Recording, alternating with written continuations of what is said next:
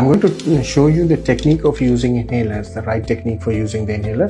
This is a PMDI device which has two components. One is a long-acting bronchodilator, the other one is an inhaled corticosteroid.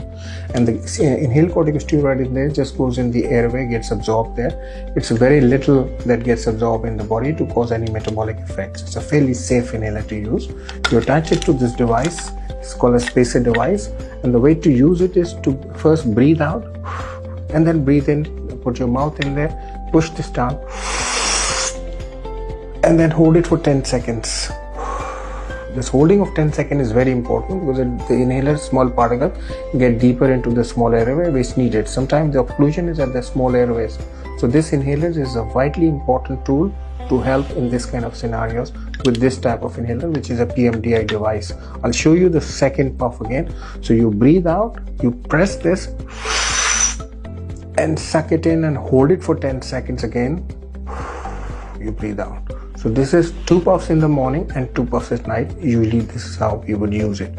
So I hope I've clarified this technique of using this inhaler.